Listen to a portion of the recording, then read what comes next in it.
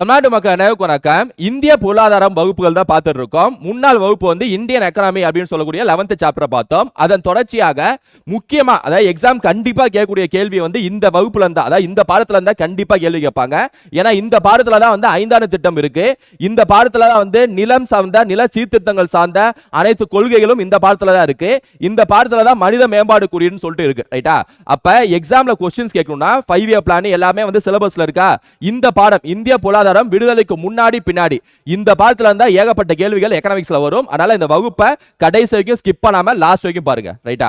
So எப்ப start பண்ணலாம், அதாவது இந்திய எகனாமி இருக்குல்ல, இந்தியாவோட பொருளாதாரம் அது சுதந்திரத்துக்கு முன்னாடி பிரிட்டிஷ் டைம்ல எப்படி இருந்துச்சு, சுதந்திரத்துக்கு அப்புறம் சுதந்திர இந்தியால எப்படி இருந்துச்சு, இதான் வந்து இந்த வகுப்பு, அதாவது இந்த பாடம் ஃபுல்லாவே சொல்லியிருப்பாங்கன்னு வச்சுங்களேன். அப்படி நம்ம ஸ்டார்ட் பண்ணலாம். விடுதலை எந்த விலைக்கும் ஈடாகாது. விடுதலை என்பது வாழ்வின் மூச்சு. வாழ்வதற்காக மனிதன் எதை கொடுக்க மாட்டான் அப்படின்னு சொல்லிட்டு டைலர் சொல்றாரு. சரியா? டைலர் சொல்லக்கூடிய ஒரு நிபுணர் என்ன சொல்றாரு பாருங்க. ஒரு மனுஷனுக்கு விடுதலை எந்த அளவுக்கு முக்கியம்னு சொல்லிட்டு சொல்றாரு. அது ஏன் இங்க கொடுத்திருக்காங்கன்னா, விடுதலைக்கு முன்னாடி பின்னாடி தானே இந்த சாப்டர். அதனால அவர் சொன்ன இந்த விடுதலை பற்றியான கூற்ற சொல்றாங்க. சோ இதை நம்ம மங்களகரமா ஆரம்பிச்சு உள்ள போலாம். இப்ப ஆங்கிலேயர் ஆட்சி காலத்தில் இந்தியாவோட பொருளாதாரம் எப்படி இருந்துச்சு அப்படிங்கறத ஸ்டார்ட் பண்ணியிருக்காங்க. ஏன்னா நான் உங்களுக்கு ஓப்பனாவே சொல்லிடுறேனே, ஆங்கிலோட ஆட்சி காலத்துல இந்தியாவோட பொருளாதாரம் மிகவும் நாசம் பண்ணாங்க ஆங்கிலேயர்கள். ஆங்கிலேயர்கள்னா யார் அப்படின்னா, ஐரோப்பாவை சேர்ந்த 5 நபர்கள். குறிப்பா ஃபர்ஸ்ட் ஆரம்பிச்சது போர்ச்சுகீஸ். இந்தியாவை கொள்ளையடிக்கலாம்னு சொல்லிட்டு முதலில் வருகை தந்தது யார் அப்படின்னா போர்ச்சுகீஸ். அப்புறம் டச்சு, பிரிட்டிஷ், டேனியர்கள், பிரெஞ்சு, இந்த 5 பேரும் இந்திய நாட்டில் எவ்வளவு கொள்ளையடிக்கலாம்னு சொல்லிட்டு படையெடுத்து வந்தாங்க. அதுல மீதி 4 பேரை போட்டு தள்ளிட்டு பிரிட்டிஷ் மட்டும் நிரந்தரமா கொள்ளையடிக்கிறதுக்கு ஒரு 1947 வரைக்கும் கொள்ளையடிச்சான்னு வச்சுங்களேன். இதான் வரலாறு. இதான் 250 வருஷம் இந்தியாவோட சுதந்திர இந்தியாவுக்கு முன்னாடி இருக்கக்கூடிய வரலாறு. ஐரோப்பியலோட வரலாறுங்கிறது இதுதான். ரைட்டா? சோ அதை பத்தி தான் சொல்லியிருக்காங்க. அதுல என்ன சொல்லியிருக்காங்க பாருங்க. வாஸ்கோ ட காமா இருக்கார்ல, அவர் தான் இந்தியாவுக்கு வருகை தந்த முதல் போர்ச்சுகீஸ். மே 20ஆம் தேதி 1998 வருகை தரார் இந்தியாவுக்கு. இந்தியாவில் என்னெல்லாம் நறுமண பொருட்கள் இருக்கு, மிளகு, இந்த மாதிரி சில விஷயங்கள்லாம் இந்தியாவில் இருக்கே, இதெல்லாம் நம்ம வந்து நம்ம நாட்டுக்கு கொண்டு வந்து இங்க வியாபாரம் பண்ணிடலாம், எங்க போர்ச்சுகல்ல வியாபாரம் பண்ணலாம் அப்படின்னு சொல்லிட்டு ஒரு க்ரூவல் மைண்ட்ல இந்தியாவுக்கு வந்து வருகை தருகிறார். அதுக்கு ஒரு கடல் ரூட்டை கண்டுபிடிக்கிறார் வாஸ்கோ ட காமா. அதாவது எப்படி கண்டுபிடிக்கிறார்னா, அட்லாண்டிக் கடல் வழியா வந்து, நீங்க உலக மேப் படிச்சீங்கன்னா தெரியும், அட்லாண்டிக் கடல் வழியா வந்து தென்னாப்பிரிக்கா இருக்கும். தென்னாப்பிரிக்கா வழியா அப்படியே யூட்டர்ன் எடுத்து அப்படியே இந்திய கடல் வழியா கோழிக்கோடுக்கு வந்து அடைகிறார். இந்தியாவில் முதல் முறை கோழிக்கோடுக்கு வந்து மே 20ஆம் தேதி 1498 வருகை தந்தவர் யார் அப்படின்னா வாஸ்கோ ட காமா, போர்ச்சுகீஸ் சேர்ந்தவர். அதுக்கப்புறம் நிறைய வாட்டி வருகை தரார் இந்தியாவுக்கு. ஆனா முதல் முறை இந்த 1998 தான். சரியா? அதுக்கப்புறம் போர்ச்சுகீஸ்கள் கொஞ்சம் கொஞ்சம் என்ன பண்றாங்கன்னா, கோழிக்கோடு இந்த மேற்கு சைடு ஃபுல்லாவே பிடிச்சிடுறாங்க. அதாவது கோவா, குறிப்பா கோவா வந்து மிகப்பெரிய ஒரு தளமாக, அதாவது அங்கேயே ஒரு ஃபேக்டரி அமைச்சு அங்கேயே நல்லா கொள்ளையடிக்கலாம்னு சொல்லிட்டு ஒரு ஃபேக்டரி அமைக்கிறாங்க கோவால. இங்க பாருங்க, போர்ச்சுகீஸ்கள் கிபி 1510ஆம் ஆண்டிலிருந்து கோவாவுடன் வணிகம் செய்து வந்தனர். 1510 இருந்து பாத்தீங்கன்னா போர்ச்சுகீஸ் கோவா பிடிச்சுக்கிறாங்க. ரைட்டா? இது மாதிரி ஒவ்வொரு நபரும் ஒவ்வொரு ஏரியாவை பிடிச்சுக்கிறாங்க வச்சுங்களேன். அது மாதிரி கோவா வந்து 1910 இருந்து போர்ச்சுகீஸ் பிடிச்சிட்டாங்க. ஓகே, இது சரியான இடமா இருக்கு, இங்க உட்காந்துட்டு நம்ம கிறிஸ்துவ மதத்தையும் பரப்புவோம், பத்தாவது இங்க இருக்கக்கூடிய எல்லா மூலக்கூறுகளும் கொள்ளையடிச்சிட்டு போயிடலாம். இதான் பிளான். சரியா பிளான போட்டாங்க. அதே மாதிரி செய்யறாங்க. இங்க பாருங்க. அடுத்து 1601ஆம் ஆண்டில் ஆங்கில கிழக்கிந்திய கம்பெனி ஆரம்பிக்கப்பட்டவுடன் ஆங்கிலேயர்கள் இந்திய பெருங்கடல் வழி வணிகத்தை தொடங்கினர். போர்ச்சுகீஸ், நீ மட்டும் தான் போவியா? வாஸ்கோ ட காமா, நீ மட்டும் தான் 1492 போவியா? கோவால நீங்க மட்டும் தான் 1510 இருந்து நீங்க அங்க ஃபேக்டரி கட்டி கொள்ளையடிப்பீங்களா? ஏன் இந்தியாவை நாங்க கொள்ளையடிக்க கூடாதா அப்படின்னு சொல்லிட்டு பிரிட்டிஷ் என்ன பண்றாங்கன்னா, சரியா 1601ல கிழக்கிந்திய கம்பெனின்னு ஒரு ஆரம்பிக்கிறாங்க.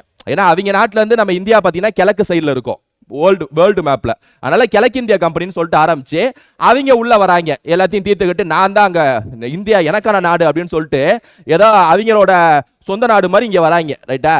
1614ஆம் ஆண்டில் சர் தாமஸ் ரோ பேரரசர் ஜஹாங்கீரிடமிருந்து தொழிற்சாலைகள் அமைக்க அனுமதி பெறுவதில் வெற்றி பெற்றதுடன் இந்தியாவின் பல்வேறு பகுதிகளை பொதுவாக ஆக்கிரமிப்பு செய்தார்.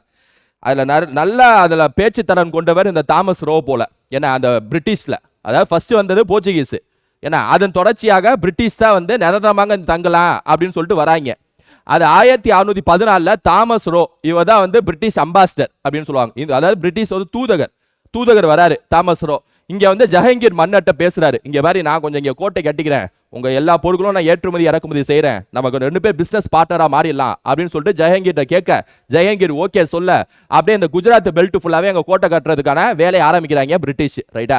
சோ இது எக்ஸாம்ல கேட்பாங்க. அப்ப பாருங்க, போர்ச்சுகீஸ் முதல் நபர் இந்தியாவுக்கு வருகை தந்தது வாஸ்கோ ட காமா. மே 20 1498 என்ன கோழிக்கோடு வருகை தரார். அப்புறம் 1510ல வந்து கோவாவோட கட்டமைப்பை போர்ச்சுகீஸ் வந்து அமைக்கிறாங்க.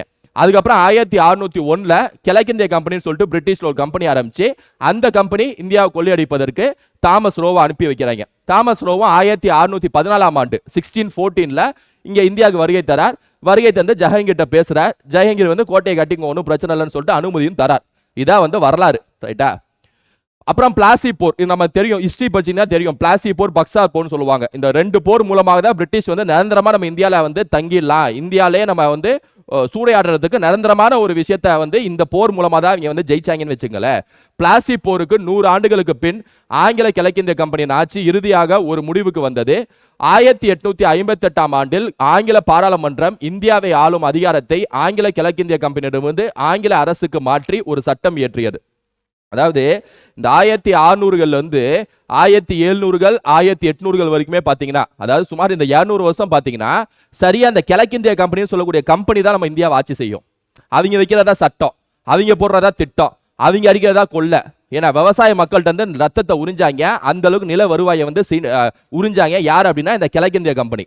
இப்ப பிரிட்டிஷ் பார்லிமெண்ட் என்ன செய்யுதுன்னா, கம்பெனி நீ உன் வேலையை பார்த்துட்டு போ, நான் ஸ்ட்ரைட்டா பாத்துக்கிறேன், நான் நில வருவாயை வாங்கிக்கிறேன் அப்படின்னு சொல்லிட்டு 1858 கிழக்கிந்திய கம்பெனியோட அந்த அதிகாரத்தை பறிச்சு பிரிட்டிஷ் பார்லிமெண்ட் அவங்களே எடுத்துக்கிறாங்க. சரியா? இந்தியாவின் நீ வந்து நில வருவாய் வசூலிக்கிறதெல்லாம் செய்யாத, நீ ஒரு கம்பெனி தான், நீ ஒரு தனியார் கம்பெனி.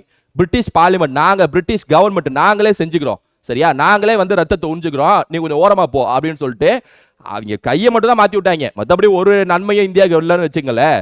1858 வரைக்கும் கிழக்கிந்திய கம்பெனி இங்க ரத்தத்தை உறிஞ்சுது. 1858க்கு அப்புறம் பிரிட்டிஷ் பார்லிமெண்ட் இங்க வந்து அதாவது கொள்ளையில ஈடுபடுறாங்க. அவ்வளவுதான் அப்படி சொல்லலாம்.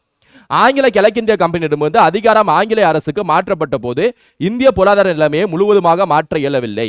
அதான் சொன்னேன், அததான் என்னதான் ஆட்சி மாறினாலும் கூட காட்சி மாறாதுன்னு சொல்லுவாங்களே, அதுமாதிரி இந்திய பொருளாதாரம் வந்து அந்த அளவுக்கு மாற்றம் இல்லை. ஏன்னா 2 பேரும் ஒரே மாதிரி தான். ஏன்னா எப்படி பார்த்தாலும் 2 பேரும் வெள்ளையர்கள் தான். 2 பேரும் நம்ம நாட்டு பூர்வீகம் இல்லை. அப்ப நம்ம நாடு மேல எப்படியும் அக்கறை வராது. இது டிஃபால்ட், இது இயற்கையான ஒரு விஷயம் தான், ரைட்டா?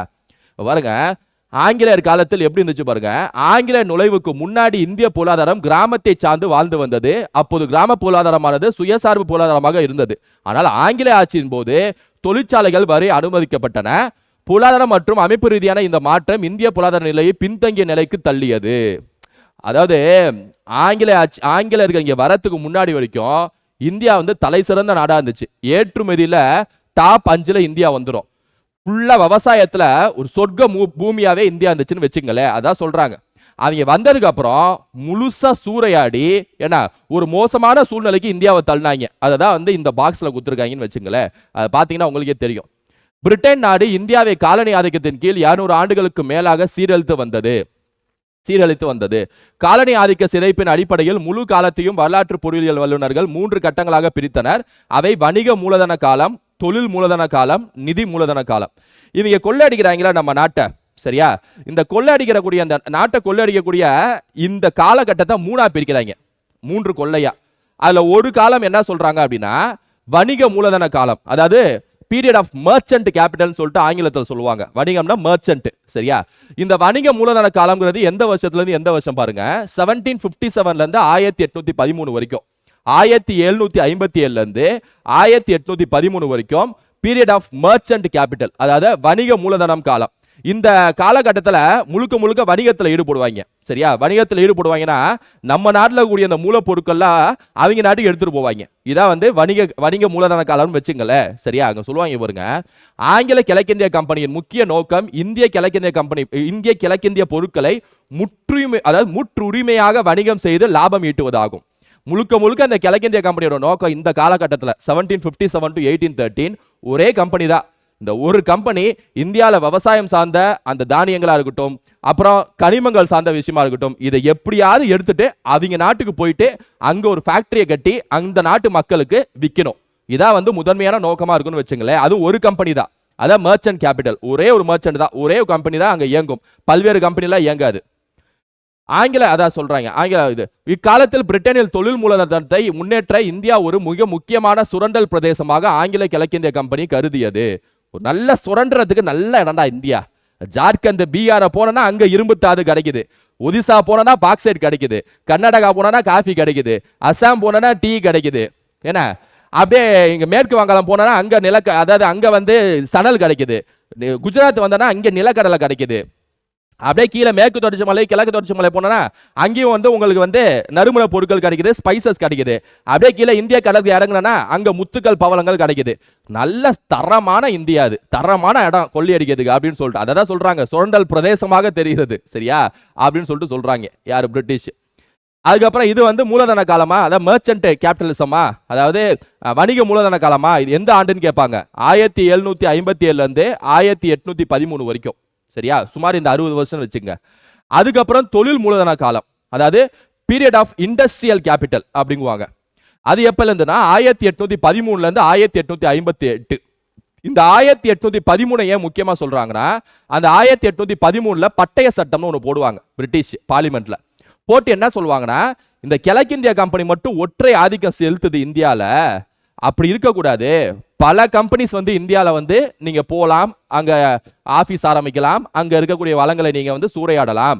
ஒரு கம்பெனி மட்டும் எப்படி சூறையாடும்? அதனால வந்து எல்லா கம்பெனியும் போட்டி போடுங்க அப்படின்னு சொல்லிட்டு 1813 இந்த பிரிட்டிஷ் ஈஸ்ட் கம்பெனியோட மோனோபோலி இருக்குல்ல, மோனோபோலினா ஒற்றை கம்பெனியா செயல்படுதுல, அதை உடைச்சு விட்டு பல பிசினஸ் பல கம்பெனியை உள்ள நுழைச்சு விட்டாங்க. யார் அப்படின்னா பிரிட்டிஷ். குறிப்பா ஆடம் ஸ்மித்தோட கேபிட்டலிசம் முதலாளித்துவம் புத்தகம் வந்து புரட்சி செய்த காலம் அது, சரியா.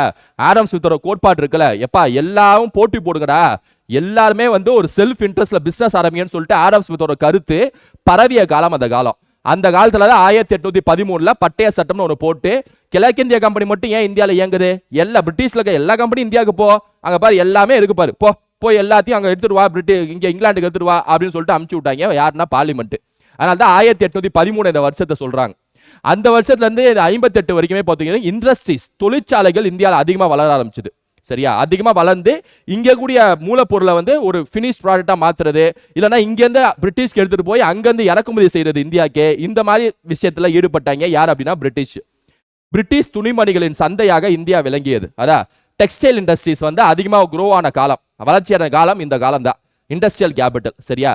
பிரிட்டிஷ் துணிமணிகளின் சந்தையாக இந்தியா விளங்கியது. பாருங்க, இந்தியாவிலிருந்து மலிவு விலையில் பெறப்பட்ட கச்சா பொருட்கள் இங்கிலாந்துக்கு ஏற்றுமதி செய்யப்பட்டு முழுமை பெற்ற பொருட்கள் இந்தியாவிற்கு அதிக விலையில் இறக்குமதி செய்யப்பட்டன. இவ்வாறு இந்தியர்கள் வஞ்சிக்கப்பட்டனர். அதாவது இங்க இருக்கக்கூடிய மூலக்கூறுலாம் அங்க எடுத்துட்டு போயிட்டு, யார் பிரிட்டிஷ் அங்க அவங்க நாட்டுக்கு எடுத்துட்டு போயிட்டு அங்க ஃபேக்டரியில அதை துணியா தயாரிச்சு அதை அதிக விலையில நம்மள்தே விற்பாங்க, சரியா. இதான் இவங்களோட டெக்னிக். டாக்ஸ் எல்லாம் போட மாட்டாங்க, ஃப்ரீயாவே இந்தியாவுக்குள்ள வந்துடும் அப்படியே. ஆனா நம்ம பொருள் இங்கிலாந்துக்கு போச்சுன்னு வைங்களேன், அங்க டாக்ஸை போடுவாங்க நம்ம பொருளுக்கு.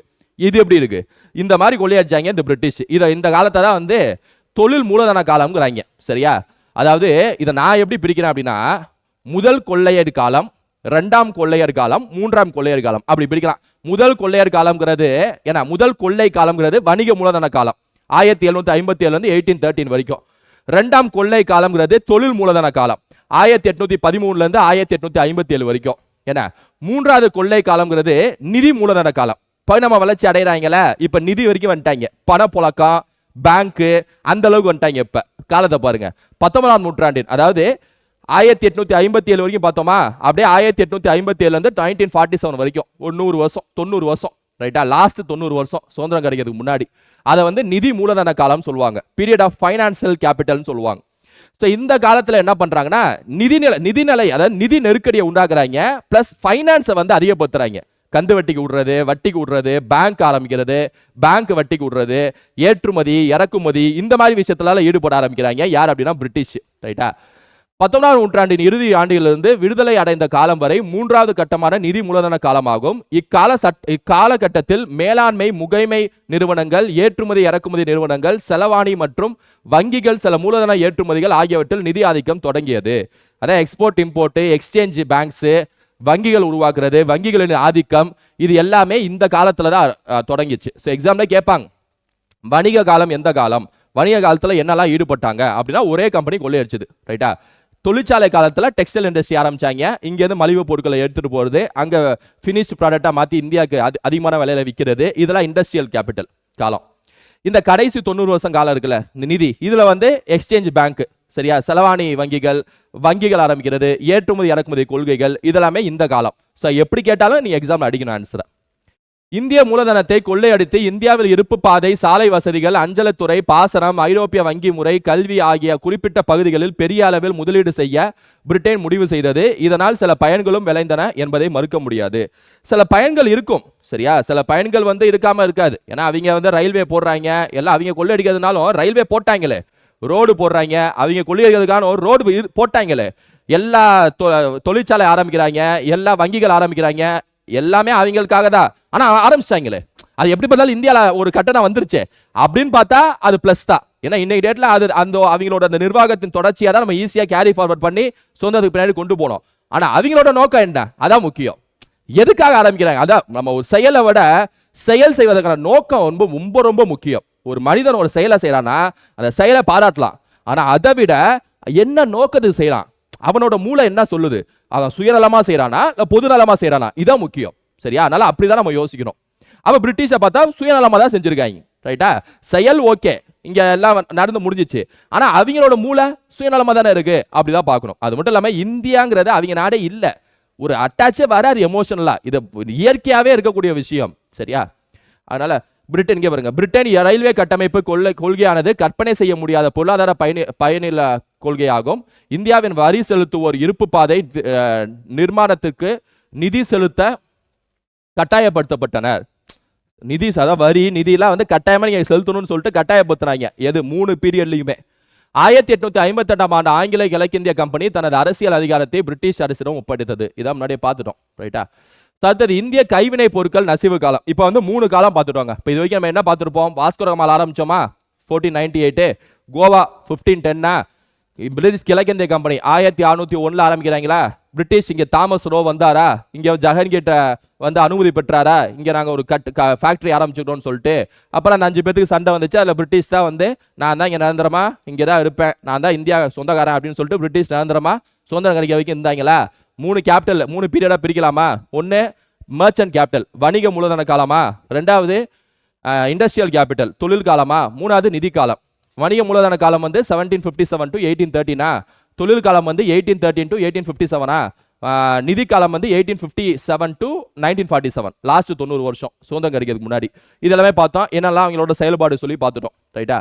அதுக்கப்புறம் இந்திய கைவினை பொருட்கள் நசிவு காலம். நம்ம இந்தியாவோட இந்த கைவினை பொருட்கள் செய்வாங்களே, அது முழுக்க முழுக்க நசுக்கப்பட்டது.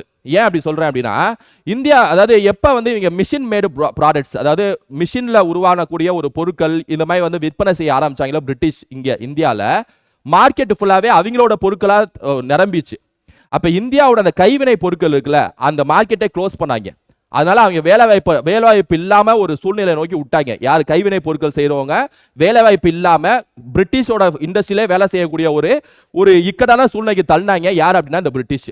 அதான் சொல்றாங்க. இந்திய கைவினை பொருட்களுக்கு உலக அளவில் மிகுந்த வரவேற்பு இருந்தது. இந்திய ஏற்றுமதியில் கையால் நெய்யப்பட்ட பருத்தி, பட்டு ஆடைகள், காலிகோ துணிகள், அலங்கார பொருட்கள், மர சிற்பங்கள் ஆகியன முதன்மையாக இடம் பெற்றிருந்தன. இதெல்லாம் அப்ப, சரியா? அதாவது பிரிட்டிஷ் இங்க அவங்களோட பொருள் எல்லாத்தையும் நிரப்புறதுக்கு முன்னாடி வரைக்கும். ஆனா பாகுபாடான சுங்கவரி கொள்கை மூலம் பிரிட்டிஷ் அரசு வேண்டுமென்றே இந்திய கைவினை பொருட்களை அளித்தது. நவாப் ஆட்சியும் அரசர்கள் ஆட்சி காலமும் முடிவுக்கு வந்தவுடன் இந்திய கைவினை பொருட்களை காப்பாற்ற எவரும் இல்லாத நிலை ஏற்பட்டது. அதாவது இஸ்லாமியர்களோட ஆட்சி முடிவுக்கு வந்தோடனே பிரிட்டிஷ் கையகப்படுத்தினதுக்கு அப்புறம், இந்தியாவை கையகப்படுத்தினதுக்கு அப்புறம் இதை காப்பாற்றுறதுக்கு யாருமே இல்லையாடா, அந்த அளவுக்கு கொண்டு போய் விட்டாங்க இந்த பிரிட்டிஷ். அதை தான் சொல்றாங்க, ரைட்டா? சார், இந்த கைவினை பொருட்கள் கையில் செய்கிறதோட மிஷின் மேட் ப்ராடக்ட் தானே சார் சூப்பராக இருக்கும் அப்படின்னு நீங்கள் யோசிப்பீங்க. நீங்கள் சில வாட்ச் கம்பெனிலாம் நான் சொல்கிறேன், கம்பெனி ஞாபகம் இல்லை, சில வாட்ச் கம்பெனியில் ஒரு வாட்ச் இருக்கும், 2 கோடி 3 கோடி, அது 20 கோடி வரைக்கும் போகும், சரியா? அது எதனால அந்த வாட்ச் அவ்வளோ இதாகுதுன்னு சொல்லிட்டு நீங்கள் தேடி பார்த்தீங்கன்னு வைங்களேன் நெட்டில், எதுக்கு இவ்வளோ ஒரு வாட்ச் எப்படிப்பா 2 கோடி அப்படிங்கிற பார்த்தீங்கன்னா, அந்த ஒவ்வொரு முள்ளு, ஒவ்வொரு அந்த செகண்ட்ஸ், அந்த இது இருக்குல்ல, ஒவ்வொரு அந்த இன்ஸ்ட்ருமெண்ட் எல்லாமே பார்த்து பார்த்து ஹேண்டிகிராஃப்ட் பக்காவாக இருக்கும். அதுக்காக தான் அந்த விலையை அப்படின்னு சொல்லிட்டு நெட்லேயே நீங்கள் சர்ச் பண்ணிங்கன்னா கிடைக்கும். அப்போ அந்த கைவன், அதாவது ஒவ்வொன்றும் பார்த்து பார்த்து செய்கிறது இருக்குல்ல, அதுக்கான மதிப்பு அதிகம். ஸோ அப்படிதான் இருந்துச்சு இந்தியா, புரியுதா? அதை இப்படி ஆக்கிட்டாங்க. என்ன யாரு? இந்த பிரிட்டிஷ். அடுத்து இந்தியாவின் நில உடைமை முறைகள். சரி, ஒரு சைடில் விவசாயத்துக்கு நில வருவாய் இதெல்லாம் அதிகமாக ஈட்டுறாங்க. நம்மளோட கைவினை பொருட்கள் தயாரிக்கிறவங்களோட வாழ்வாதாரத்தை அதாவது கெடுத்து குட்டிச்சோறாக்குறாங்க இந்த பிரிட்டிஷ். இங்கே இருக்கிற மூலப்பொருளாக அவங்க நாட்டுக்கு கொண்டு போய் அதை ஃபினிஷ் ப்ராடக்டாக மாற்றி நம்ம நாட்டுக்கே அதிக விலையில் விற்பனை செஞ்சாங்க. இந்த மாதிரி அட்டூழியம் செஞ்சுட்டு இருந்தாங்க. இன்னொரு சைடில் பார்த்தீங்கன்னா நம்ம பாரம்பரியமா நிலம் வச்சிருப்போம்ல, அதாவது இந்தியர்கள் எல்லாமே அவங்கவுங்களுக்கு ஒரு நிலம் வச்சிருப்பாங்க விவசாயம் செய்வதற்கு. அந்த நிலத்தை அப்படியே புடிக்கிட்டாங்க. சரியா, புடிங்கிட்டு நிறைய முறைகள் உண்டாக்குனாங்க அங்கங்க இந்தியாவில். அந்தந்த ஏரியாவுக்கு ஏற்றவாறு ஜமீன்தாரி, ரயத்வாரி, மஹால்வாரின்னு சொல்லிட்டு 3 வாரின்னு வச்சுட்டு, ஏன்னா அந்த நிலத்தெல்லாம் அப்படியே புடிங்கிட்டு ஒவ்வொரு இன்னொரு நபர்கிட்ட கொடுத்து, நீ தான் இந்த மாதிரி நிலத்துக்கு சொந்தக்காரன், இந்த நபர்கள்ட்டெல்லாம் வரியை வசூலிச்சு என்கிட்ட நீ கொடுக்குற அப்படின்னு சொல்லிட்டு கட்டளையை போட்டாங்க. யார் அப்படின்னா பிரிட்டிஷ். ரைட்டா, அப்போ நிலத்தையும் பிடிக்கிட்டாங்க, நம்மளோட ஸ்கில்லையும் பிடிக்கிட்டாங்க, நிலத்தை பிடிக்கிட்டாங்க, எல்லாத்தையும் பிடிக்கிட்டாங்க. அதான் உண்மை. நில உடைமை முறை என்பது நிலங்களுக்கான உரிமையும் நிர்வாகத்திலும் பற்றியதாகும். பிற முறையிலிருந்து நில உடைமை முறை பின்வரும் விதங்களில் வேறுபடுகிறது. நிலம் யாருக்கு சொந்தமானது? நில உரிமைங்கிறது நிலம் யாருக்கு சொந்தம்ங்கிறத வச்சு இருக்கும். அப்புறம் நிலத்தில் யார் அறுவடை செய்வது? நிலம் சொந்தம், ஓகே. அங்க விவசாயிகள் யார் அறுவடை செய்வது? சொந்தக்காரனே அறுவடை செய்யணுமா இல்ல வாடகைக்கு விடணுமா? அது நில வருவாயை அரசுக்கு செலுத்துவதற்கு பொறுப்பானவர் யார்? அவங்கள்ட்ட நில வருவாயை வசூலிச்சு யார் கொடுக்கணும்? இந்த 3 விஷயத்துக்கு ஏற்றவாறு 3 விதமான சட்டங்கள் போட்டாங்க பிரிட்டிஷ். ஒவ்வொரு ஏரியா வைஸ். ஏரியானா சவுத் இந்தியாவுக்கு ஒன்று, அதாவது தென்னிந்தியாவுக்கு ஒன்று, வட இந்தியாவுக்கு ஒன்று, வடமேற்கு இந்தியாவுக்கு ஒன்று அப்படின்னு சொல்லிட்டு. ரைட்டா, இதில் குறிப்பாக பொறுத்த வரைக்கும் கிழக்கு இந்தியா ஜமீன்தாரி முறை அல்லது நிலச்சுவந்தாரி முறை. இதுவே ப்ரீவியஸ் கொஸ்டின். ரைட்டா, ஜமீன்தாரி முறை அல்லது நிலச்சுவந்தாரி முறை, அதாவது லேண்ட் லார்ட் டெனன்ட் சிஸ்டம் சொல்லுவாங்க. Zamindari system or landlord tenant system. ஓகேவா, இதை ஞாபகம் வச்சுங்க, ரெண்டு ஒன்று தான்.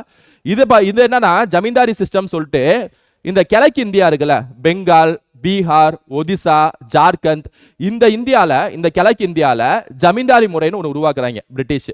உருவாக்கி அங்கே கூடிய விவசாயிகள்ட்ட நிலத்தை பிடுங்கி அங்கங்கே ஜமீன்தார்னு ஒருத்தரை நியமித்து அந்த ஜமீன்தார்ட்ட மொத்த நிலங்களையும் ஒப்படைக்கிறாங்க. ஒப்படைச்சு என்ன சொல்றாங்கன்னா, இந்த எல்லா நிலங்களையும் விவசாய அறுவடை செய்கிறாங்க, ஏன்னா அதாவது விவசாயம் செய்கிறாங்க, இவங்கள்ட்ட மாதம் மாதம் நல்ல வரியை வசூலிச்சு என்கிட்ட கொடுத்துரு, அவ்வளோதான் அந்த ஜமீன்தாரோட வேலை, அவ்வளோதான். ரைட்டா, இந்த மாதிரி ஜமீன்தாரி முறைங்கிற பேரில் ஒட்டுமொத்த விவசாயிகளோட நிலத்தை பிடுங்கினாங்க. யார் அப்படின்னா இந்த பிரிட்டிஷ். அது பேர் தான் ஜமீன்தாரி முறை.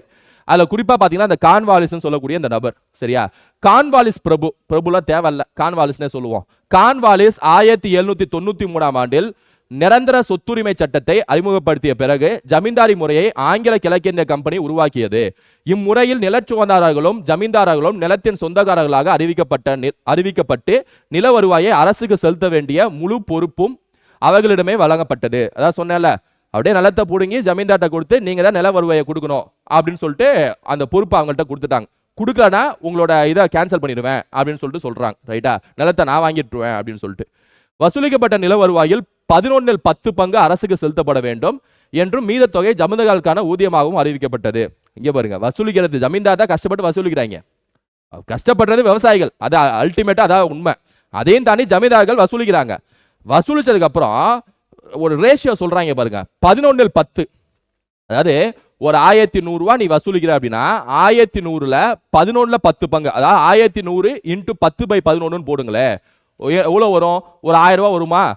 1100க்கு 1100 ரூபாய் வசூலிக்கிற அப்படின்னா 11/10 பங்குங்கிறது ஒரு 1000 ரூபாய் வரும். இந்த 1000 ரூபாய் என்கிட்ட குத்துரு. சரியா, நான் அங்க கோட்டையில உட்காந்துருப்பேன்ல, என்கிட்ட குத்துரு, எனக்கு வேணும் அந்த வருவாய். மீதி 100 ரூபாய் இருக்குல்ல, அது நீ வச்சுக்கோ அப்படின்னு சொல்லிட்டு சொல்றாங்க. ஏன்னா இதான் ஜமீன்தாரி சிஸ்டம். அப்ப மகள்வாரி அல்லது இனவாரி அப்படின்னு சொல்லிட்டு சொல்றாங்க. இதை அப்படியே பார்ப்போம், கீழே ரயத்வாரியை பார்த்ததுக்கு அப்புறம் பார்ப்போம். சரியா, சோ ஜமீன்தாரி எந்த வருஷம்? 1793 அறிமுகப்படுத்தினது யாரு? கான்வாலிஸ். இதை வந்து பெர்மனன்ட் செட்டில்மெண்ட் ஆக்ட்னு சொல்லுவாங்க, நிரந்தர சொத்துரிமை சட்டம் கூட சொல்லுவாங்க. சரியா, நீங்க பாட்டுக்கு எக்ஸாம்ல நிரந்தர சொத்துரிமை சட்டம் வேற, ஜமீன்தாரி வேறன்னு சொல்லிட்டு விட்டு வந்துடாதீங்க. பெர்மனன்ட் செட்டில்மெண்ட் ஆக்ட் தான் வந்து ஜமீன்தாரி சிஸ்டமே. அறிமுகப்படுத்தினது யாருன்னா கான்வாலிஸ் 1793ல. ரைட்டா, இதை பொறுத்த வரைக்கும் ஜமீன்தார் தான் லேண்ட் ஓனரு, அவர் வரியை வசூலிச்சு கொடுக்கணும். 11/10 பங்கு பிரிட்டிஷ்க்கு, ஒரு பங்கு வந்து ஜமீன்தாருக்கு. இதான் வந்து ஜமீன்தாரி சிஸ்டம். ரயத்வாரி சிஸ்டம்னா என்ன அப்படின்னா, ரயத்வாரி அல்லது சொந்த சாகுபடி முறை. சரியா, சொந்த சாகுபடி முறை அப்படின்னு கூட சொல்லுவாங்க ரயத்வாரி சிஸ்டம்க்கு. அதாவது இந்த முறையை பொறுத்த வரைக்கும் தென்னிந்தியாவில் அறிமுகப்படுத்துறாங்க. இது கிழக்கிந்தியா. ஜமீன்தாரிங்கிறது பெங்கால், பீகார் சேர்ந்த கிழக்கிந்தியா. இது தென்னிந்தியா, குறிப்பா தமிழ்நாடு, மகாராஷ்டிரா, ஆந்திரா, கேரளா, இந்த பெல்ட் ஃபுல்லாவே, பிளஸ் நார்த் ஈஸ்ட் இந்தியாவும் கூட. ரைட்டா, அப்ப ஞாபகம் வச்சுங்க, இது கொடுக்கல இங்க, அதை கொடுத்துருக்காங்க, அதனால ஞாபகம் வச்சுங்க, south India plus north east India. இம்முறை முதலில் தமிழ்நாட்டில் அறிமுகம் செய்யப்பட்டு பின்னர் மகாராஷ்டிரா, குஜராத், அஸ்ஸாம், குஜராத் ஞாபகம் வச்சுங்க, குஜராத், அஸ்ஸாம், கூடர், கிழக்கு பஞ்சாப், மத்திய பிரதேசம் ஞாபகம் வச்சுங்க. இதெல்லாம் எல்லா எக்ஸாம்ல கேட்பாங்க. ரயத்வாரி முறை எங்களை அறிமுகப்படுத்தப்பட்டதுன்னா தமிழ்நாடு, ஆந்திரால சேர்க்கல, ஏன்னா தமிழ்நாடு அந்த நேரத்தில் மெட்ராஸ்குள்ளே வந்துரும்ல, அதனால சேர்க்கல. ஆந்திரா, தமிழ்நாடு, கேரளா, கர்நாடகா, மகாராஷ்டிரா, மத்திய பிரதேஷ், கிழக்கு ராஜஸ்தானா, அது கிழக்கு பஞ்சாப், மகாராஷ்டிரா, குஜராத் இந்த ஸ்டேட்ல ஞாபகம் வச்சுங்க. பிளஸ் வடகிழக்கு இந்தியா, அசாம் ஃபுல்லாவே ஞாபகம் வச்சுங்க. இங்க ஃபுல்லாவே ரயாத்வாரி முறை தான். இங்க ஃபுல்லாவே ரயாத்வாரி முறையை அறிமுகப்படுத்துறாங்க. ரயாத்வாரி முறையை பொறுத்த வரைக்கும் நில சொந்தக்காரர்கள் யார் அப்படின்னா அங்க விவசாயம் செய்யக்கூடிய நபர்களே நில சொந்தக்காரர்கள் தான். அதுல எந்த மாற்ற கருத்து இல்லை. ஓரளவுக்கு 3 முறையில இந்த முறை தான் ஓரளவுக்கு அவங்க கொஞ்சம் லேசான மனசுல வெளியிட்ட முறைன்னு வச்சுங்களேன். ஏன்னா கொஞ்சம் ஓரளவுக்கு வந்து நில உரிமையாளர் வந்து விவசாயிகள் கையிலே கொடுத்த முறை இந்த முறை தான். சரியா? ஆனா அவங்க வரி வசூலிக்கிறத பொறுத்த வரைக்கும் பார்த்தீங்கன்னா சுமார் 60லேருந்து 70%. அதாவது விவசாயிகள் ஒரு மாசம் 1000 ரூபாய் சம்பாதிக்கிறாங்கன்னா 700 ரூபாய் பிரிட்டிஷ்க்கு வரியா கட்டணும். 300 ரூபாய் மட்டும்தான் அவங்க கையில் வச்சுக்கணும், அவங்களுக்கு சொந்தமான காசு. மீதி 1000 ரூபாயில 700 ரூபாய் வரி. அவ யோசிச்சு பாருங்க. ரைட்டா? 1000 ரூபாயில 700 ரூபாய் வரி. ஸோ இந்த சிஸ்டம் வந்து இன்ட்ரடியூஸ் பண்ணது யாரும் இங்கே கொடுக்கல. இதை வந்து 1820ல் தாமஸ் முன்ரோ அப்படிங்கிற நபரும் அலெக்சாண்டர் ரீடு, இந்த 2 நபர் தான் இன்ட்ரடியூஸ் பண்ணது. Thomas Munro, Alexander read. சரியா? அலெக்சாண்டர் ரீடு இந்த 2 பேர் தான் இன்ட்ரடியூஸ் பண்ணது. இது ஞாபகம் வச்சுங்க. ஓகேவா? Thomas Munro, Alexander read. என்ன முறை பேர் என்ன? ரயாத்வாரி முறை. இது வந்து சதர்ன் பெல்ட் ஃபுல்லாவே பிளஸ் நார்த் ஈஸ்ட் பெல்ட் ஃபுல்லாவே இந்த முறை, ஈஸ்ட் பெல்ட் ஃபுல்லாவே, கிழக்கு பெல்ட் ஃபுல்லாவே ஜமீன்தாரி முறை. ரைட்டா? ஸோ உழுபவரே அந்த நிலத்துக்கு சொந்தக்காரர். ஆனால் வரியை பொறுத்த வரைக்கும் 60லேருந்து 70%. இப்போ மஹால்வாரி சிஸ்டம் பார்ப்போம். மஹால்வாரி முறையை பொறுத்த வரைக்கும் இன்னைக்கு டேட்ல பார்த்தீங்கன்னா இந்த பாகிஸ்தான் இடம் இருக்குல்ல, பாகிஸ்தான், பஞ்சாப், காஷ்மீர், வடமேற்கு மாகாணங்கள் இருக்குல்ல, north west provinces, north west areas, அது அங்கே அறிமுகப்படுத்துறது தான் மஹால்வாரி. இந்த முறையை பொறுத்த வரைக்கும் இப்ப ஜமீன்தாரி முறையில ஜமீன்தார் தான் நில உரிமையாளர். ரயாத்வாரி முறையில அந்த உழுபவர்கள் யார்? விவசாயிகளே நில உரிமையாளர். மஹால்வாரி முறையில என்ன பண்ணாங்கன்னா ஒவ்வொரு அதாவது மொத்தம் ஒரு 10 கிராமமா பிரிச்சுட்டாங்க. 10 நான் தோராயமா சொல்றேன். சரியா? அந்த கிராமத்துக்கு, அந்த 10 கிராமத்துக்கு ஒரு குழு மாதிரி போடுறாங்க, ஒரு 5 பேர் கொண்ட குழு அப்படின்னு சொல்லிட்டு. அந்த குழு வந்து எல்லா கிராமங்களோட விவசாயிகள்ட்ட இருந்து நில வருவாயை வசூலிச்சு தரணும். இதான் வந்து இந்த முறையை பொறுத்த வரைக்கும். அதாவது வில்லேஜை கிளஸ்டரா பிரிச்சிடுறாங்க. அதுக்கு ஒரு ஹெட்மேன் மாதிரி போடுறாங்க. ஹெட்மேன்னா அதுக்கு ஒரு நபர் ஒரு குழு சார்ந்த ஒரு நபர் அப்படி போடுறாங்கன்னு வச்சுங்களேன். அந்த கமிட்டி வந்து வசூலிச்சு கொடுக்கணும். இதான் வந்து மகள்வாரி முறை. இதுக்கு இன்னொரு பேர் வந்து இனவாரி முறை. ரைட்டா? இம்முறை இதை அறிமுகப்படுத்தினது யார் அப்படின்னா 1833ல வில்லியம் பென்டிக். ஞாபகம் வச்சுங்க. சரியா? அது இதில் கொடுக்கல, ஞாபகம் வச்சுங்க. இம்முறையில் கிராம மக்களான குழுவினர் நில சொந்தங்களாக இருந்து நிர்வாகம் செய்தனர். அக்குழுவினர் நிலத்தை உழவர்களிடம் பிரித்து கொடுத்து அவர்களிடமிருந்து வருவாயை பெற்று அரசுக்கு செலுத்தினர். அதாவது குழுவா பிரித்து அவங்க வந்து அரசுக்கு கொடுக்குறாங்க. இதான் வந்து மூணு லேண்ட் ரெவன்யூ சிஸ்டம்ங்க. நில வருவாய் சிஸ்டம்ங்கிறது 3 இருக்குங்க. ஜமீன்தாரி, ரயாத்வாரி, மஹால்வாரி. ஜமீன்தாரி 1793 கான்வாலிஸ், தென்னிந்தியா, கிழக்கிந்தியா. நில உரிமையாளர் யாருன்னா ஜமீன்தார். ரயாத்வாரி வந்து கிழக்கிந்தியா மற்றும் வடகிழக்கிந்தியா, சவுத் இந்தியா பிளஸ் வடகிழக்கு India. Ryotwari Thomas Munro, Alexander Read 1820 அறிமுகப்படுத்துறாங்க. நில உரிமையாளர் யார் அப்படின்னா விவசாயிகளே.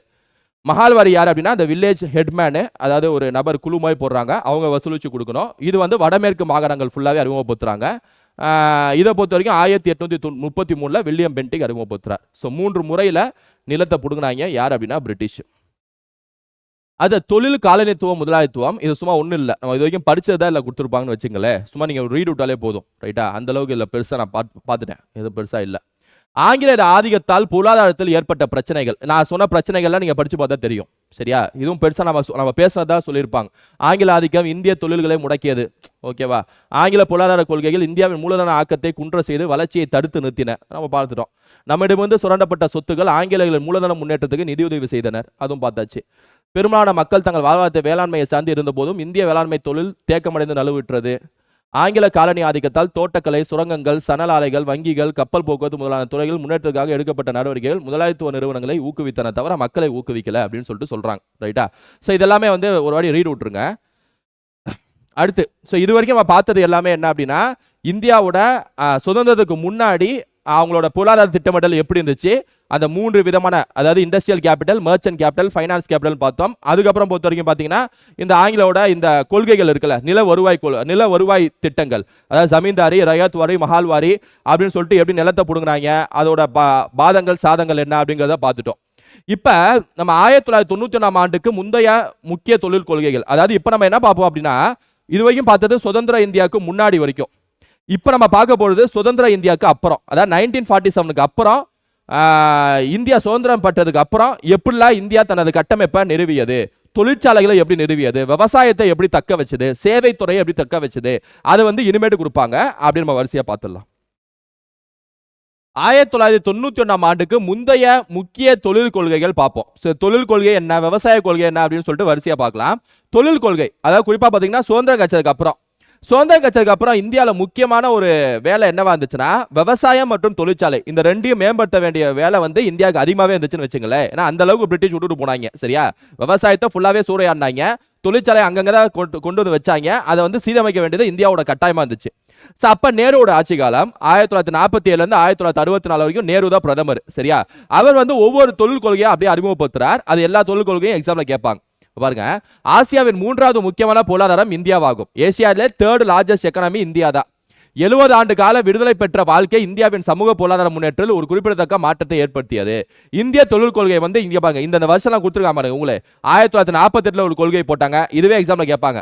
1956, 1977, 1980, 1990 and 91 மொத்தம் இந்த 5 கொள்கைகள் முக்கியமான கொள்கைகளா இருக்கும் தொழில் கொள்கையில. அதுக்கப்புறம் கீழே வாங்க. 1948 ஆண்டு போட்ட தொழில் கொள்கை ரொம்ப ரொம்ப முக்கியங்க. சுதந்திரம் கிடைச்ச அடுத்த வருஷம் இந்த தொழில் கொள்கையில என்ன பண்ணிட்டாங்கன்னா, இந்தியா அதாவது நேரு என்ன பண்ணிட்டாருன்னா, எந்தெந்த செக்டார் எல்லாமே நம்ம ஸ்டேட் கவர்மெண்ட் கையில கொடுத்துருவோம். அதாவது ஸ்டேட் லிஸ்ட், மாநில துறை வந்து எந்தெந்த துறையில தொழிற்சாலையெல்லாம் பார்த்துக்கலாம், மத்திய துறை என்னென்ன மத்திய அரசு என்னென்ன தொழிற்சாலையெல்லாம் பார்த்துக்கலாம், மாநில அரசு என்னென்ன தொழிற்சாலை பார்த்துக்கலாம், மீதிகளை தனியார் துறையா விட்டுலாம் அப்படின்னு சொல்லிட்டு 1948 நேரு வந்து ஒரு தொழில் கொள்கையை வந்து வடிவமைச்சார். குறிப்பா சோசியலிசம், சமதர்ம கோட்பாடை கொண்ட ஒரு தொழில் கொள்கையா வடிவமைச்சார். ரைட்டா, இந்த தொழில் கொள்கைகளை தான் வந்து இந்தியா ஒரு கலப்பு பொருளாதாரம் சொல்லி அறிவிக்கிறார். இது எக்ஸாம்ல கேட்பாங்க.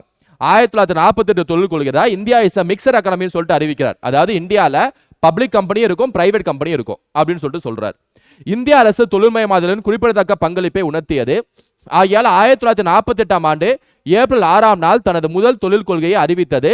இந்த கொள்கையின் முக்கியமான நோக்கம் இந்தியாவின் கலப்பு பொருளாதாரத்தை அறிமுகப்படுத்துவதால் ஆகும். அதான் சொன்னேன், அதுதான் இந்த தொழில் கொள்கை. 1948 மத்திய அரசு இருக்குல்ல, சென்ட்ரல் கவர்மெண்ட், அவங்க என்னென்ன தொழிற்சாலைகளா பார்த்துக்கணும், எந்தெந்த தொழிற்சாலை அவங்களுக்கு அதிகாரம் இருக்கு, மாநில அரசு என்னென்ன தொழிற்சாலைகளா பார்த்துக்கணும், தனியார் துறைக்கு என்னென்ன தொழிற்சாலைகள் அப்படின்னு சொல்லிட்டு வரிசையா சொல்லியிருப்பாங்க. இந்த பேரல் அப்படியே வரிசையா சொல்லியிருப்பாங்க, ஒரு வாட்டி பார்த்துருங்க. ரைட்டா, இங்க பாருங்க, மத்திய அரசு மைய அரசுன்னு பாருங்க, ரயில்வே, ராணுவ தடம், அணு ஆற்றல், தபால் துறை போன்றவை மத்திய அரசு கையில் இருக்கும். மாநில அரசை பொறுத்த வரைக்கும் பார்த்தீங்கன்னா, இந்த இயற்கை வளங்களான நிலக்கரி, கோல் இருக்குல்ல, நிலக்கரி, எஃகு, ஸ்டீலு, விமான உதிரி பாகங்கள் தயாரிப்பு, வாகன உற்பத்தி, கம்பில்லா தொடர் சாதனங்கள், எண்ணெய் வளங்கள் போன்றவை மாநில அரசின் முற்றுரிமையின் கீழ் செய்யப்படும். தனியார் துறைகள் பொறுத்த வரைக்கும் பார்த்தீங்கன்னா, மற்ற தொழில்கள், மற்ற ஹோட்டல் இண்டஸ்ட்ரி, டெக்ஸ்டைல் இண்டஸ்ட்ரி, இந்த மாதிரி தொழில் துறைகள், அதாவது துணித்துறைகள், இதெல்லாம் வந்து தனியார் துறையிட்ட வைப்பாங்க. இதான் வந்து 1948 கொள்கையில் எழுதப்பட்ட அந்த அம்சங்கள். ரைட்டா, இந்திய தொழில்கள் 4 வகைகளாக பிரிக்கப்பட்டன. அவை பொதுத்துறை, பொதுத்துறையும் தனியார் துறையும், கட்டுப்படுத்தப்பட்ட தனியார் துறை, தனியார் துறையும் கூட்டுறவு நிறுவனங்கள். இந்த 4 நல்லா ஒரு வாட்டி பார்த்துருங்க, இதுவே எக்ஸாம்ல கேட்பாங்க. 1948 கீழ்கண்ட எந்தெல்லாம் வந்து இந்த கொள்கையோட அம்சங்களாக செயல்படுது அப்படின்னு சொல்லிட்டு கேட்பாங்க, ஞாபகம் வச்சுங்க. இக்கொள்கை குடிசை தொழில்களையும் சிறிய அளவிலான தொழில்களையும் பாதுகாக்க முயற்சி மேற்கொண்டது. காட்டேஜ் இண்டஸ்ட்ரீஸ் இருக்கிற காந்தியோட தொழிற்சாலைகள், அதாவது காந்தியோட கோட்பாடு, அதெல்லாம் பாதுகாப்பதற்கு இந்த 1948 கொள்கையை வந்து வழிவகுத்தது. இருப்பு பாதைகள், இரும்பு தாது முதலான கனிம வளங்களுக்கான சிறப்பு உரிமையில் மாநில அரசுகளும் மத்திய அரசுகளும் முழு உரிமை பெற்று இருந்தன. ஆனால் இப்போது நிலைமை மாறிக்கொண்டு வருகிறது. இந்திய அரசு பிற நாடுகளிலிருந்து கிடைக்கக்கூடிய வெளிநாட்டு முதலீட்டின் முக்கியத்துவத்தை ஊக்குவித்தாலும் அதன் முழு கட்டுப்பாடு இந்தியர்களின் கரங்களிலேயே இருக்க வேண்டும் என்று முடிவு செய்தது இந்த கொள்கையை பொறுத்த வரைக்கும். ரைட்டா, 1948 கொள்கை. ஸோ 1948 கொள்கையை நேரு தான் வடிவமைச்சது. அதுக்கப்புறம் அடுத்த கொள்கை பார்த்தீங்கன்னா 1956 தொழில் கொள்கை. ரைட்டா, இப்போ 1948 கொள்கையில் என்னென்னலாம் பார்க்கணும், இந்தியா ஒரு கலப்பு பொருளாதாரம் அறிவிச்சாங்க, சுதந்திரம் கட்சிக்கு அடுத்த வருஷம் அறிவிக்கிறாங்க, சில துறை மத்திய அரசு, சில துறை மாநில அரசு, சில துறை தனியார்னு சொல்லிட்டு அறிவிக்கிறாங்க.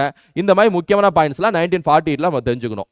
1956 தொழில் கொள்கையும் முக்கியமான தொழில் கொள்கை. இந்த தொழில் கொள்கை தான் நேரு ஒன்று அறிவிக்கிறாரு, பார்லிமெண்ட்ல இதை பேசினார் நேரு. இந்தியாவில் பப்ளிக் செக்டர் கம்பெனி இருக்குல்ல, பொதுத்துறை நிறுவனங்கள், இது வந்து இந்தியாவோட கோயில்கள் அப்படின்னு சொல்லிட்டு சொன்னார். பப்ளிக் செக்டர் கம்பெனிஸ் தான் இந்தியாவில் முக்கியம் அப்படின்னு சொல்லிட்டு எல்லாமே மேக்ஸிமம் பப்ளிக் செக்டர் கம்பெனிஸ் ஆரம்பிக்கணும்னு சொல்லிட்டு இந்த கொள்கையில தான் முடிவெடுக்கிறாரு நேருவை பொறுத்த வரைக்கும். சோசியலிசத்தோட முக்கியமான ஒரு கொள்கை இதுதான். சமதர்மம்னாலே பப்ளிக் செக்டர் கம்பெனிஸ் இருக்கணும், அதான் சமதர்மம் சொல்லுது.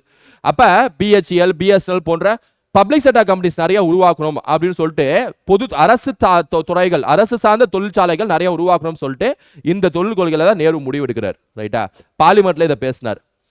இவருங்க தொழில் கொள்கை 1956 மகளனோபிஸ் வளர்ச்சி மாதிரியின் அடிப்படையில் அமைக்கப்பட்டது. மகளனோபிஸ் யாருன்னு தெரியுதா? 2000 5 இயர் பிளானுக்கு பிளான் போட்டு கொடுத்தவர் இந்த மகளனோபிஸ் 5 இயர் பிளான்ல பார்த்துருப்போம். இது நீண்டகால பொருளாதார வளர்ச்சிக்கு கனரக தொழில்துறையின் முக்கியத்துவத்தை உணர்த்தியது. தொழில் கொள்கை 1956 தொழில்கள் 3 வகையாக பிரிக்கப்பட்டன. அதாவது 3 வகையாக இந்த 1956 தொழில் கொள்கையை 3 வகையாக தொழில்களை பிரிக்கிறாரு. ஒன்று 17 தொழில்கள்னு சொல்லிட்டு, இன்னொன்று 12 தொழில்கள்னு சொல்லிட்டு, அப்புறம் 3வது பிரிவுன்னு சொல்லிட்டு. அதாவது மத்திய அரசு, மாநில அரசு, பிரைவேட் இருக்குல்ல, அதே தான் ஷெட்யூல் ஏ ஷெட்யூல் பின்னு சொல்லிட்டு பிரிப்பான்னு வச்சுங்களேன். இந்த 17 தொழில்கள் வந்து மத்திய அரசு கையில் இருக்கும். சரியா, 12 தொழில்கள் வந்து மாநில அரசு கையில் இருக்கும். 3வது தொழில் வந்து தவிர்த்து ஏனைய தொழில்கள் வந்து தனியார் துறையில் இருக்கு. அதே தான் 1948 தொழில் கொள்கையில தான் இதுவும். அங்க வந்து சென்ட்ரல் ஸ்டேட்னு சொல்றாரு, இங்க ஷெட்யூல் ஏ ஷெட்யூல் பி அப்படின்னு சொல்லிட்டு சொல்றாரு. அவர்தான் 1956 ஆண்டு தொழில்துறை தீர்மான கொள்கை பொதுத்துறைக்கு முக்கியத்துவம் கொடுத்தது. அதே நேரத்தில் தனியார் துறையும் நியாயமான முறையில் வழிநடத்தியது. பப்ளிக் செக்டர் கம்பெனிக்கு எந்த கொள்கை முக்கியத்துவம் கொடுத்துச்சுன்னா 1956ங்க. கலப்பு பொருளாதாரம் எது அறிவிச்சதுன்னா 1948ங்க. மத்திய பட்டியல், மாநில பட்டியல் தொழில்கள் அப்படின்னு சொல்லிட்டு எது அறிவிச்சது அப்படின்னா 1948ங்க. பட்டியல் ஏ, பட்டியல் பி, 17 தொழில்கள் 12 தொழில்கள் சொல்லிட்டு எது அறிவிச்சதுன்னா 1956ங்க.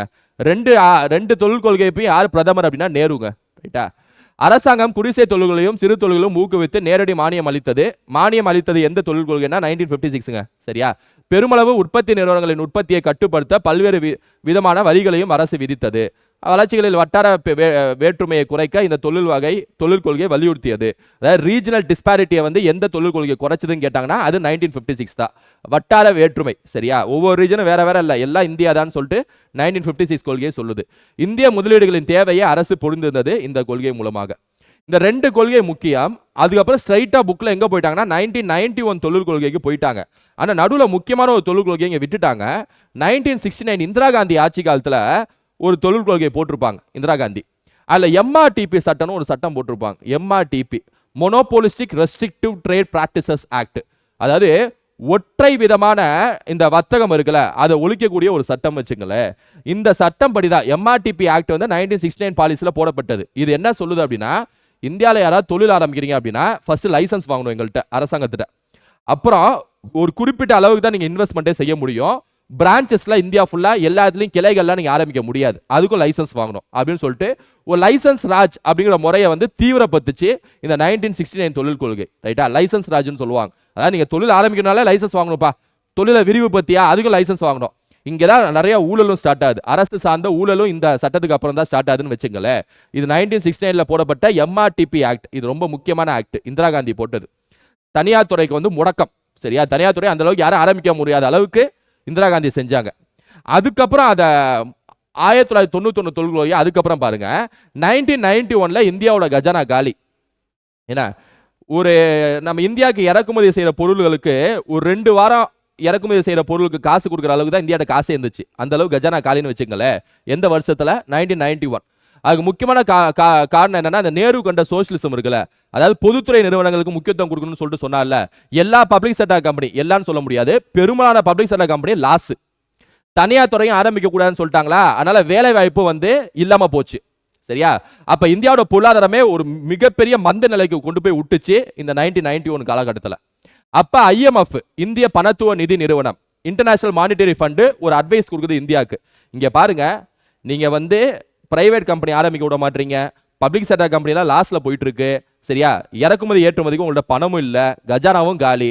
உங்க பொருளாதாரத்தை திறந்து விட்டுருங்க, வெளிநாடு எல்லாமே இந்தியாவில் முதலீடு செய்வதற்கு அனுமதி கொடுங்க, பிரைவேட் கம்பெனிஸ்லாம் லைசன்ஸ்லாம் தூக்கிடுங்க, எல்லாம் தேவையே இல்லை, யார் வேணா தொழில் ஆரம்பிக்கலாம், யார் வேணா பிரான்ச் ஆரம்பிக்கலாம்னு சொல்லிட்டு ஓப்பன் பண்ணி விடுங்க. எதெல்லாம் அரசு லாஸ்ல போயிட்டு இருக்கோ அந்த பப்ளிக் செக்டர் கம்பெனிலாம் வித்துருங்க தனியாட்ட. சரியா, அப்படின்னு சொல்லிட்டு ஐஎம்எஃப் ஒரு அறிவுரை சொன்னுச்சு. அந்த காலகட்டத்தில் நரசிம்மராவ் வந்து பிரதமர், மன்மோகன் சிங் வந்து நிதியமைச்சர் இந்த காலகட்டத்தில் 1991. சரியா, இந்த 2 பேரும் சேர்ந்து ஐஎம்எஃப் அறிவுரையை கேட்டு 1991 ஒரு புது பொருளாதார சீர்திருத்தம், நியூ எக்கனாமிக் ரிஃபார்ம்ஸ் அப்படின்னு சொல்லிட்டு ஒன்று கொண்டு வராங்க. என்இஆர், நியூ எக்கனாமிக் ரிஃபார்ம்ஸ், புதிய பொருளாதார சீர்திருத்தம் அப்படின்னு சொல்லிட்டு 1991 ஒரு தொழில் கொள்கையை லான்ச் பண்றாங்க இந்த 2 பேரும், பிரதமரும் நிதியமைச்சரும். அதை தான் வந்து எல்பிஜி அப்படின்னு சொல்லிட்டு ஷார்ட்டா வந்து சொல்லுவாங்க. பொருளாதார நிபுணர்கள்லாம் என்ன சொல்லுவாங்கன்னா எல்பிஜின்னு சொல்லுவாங்க.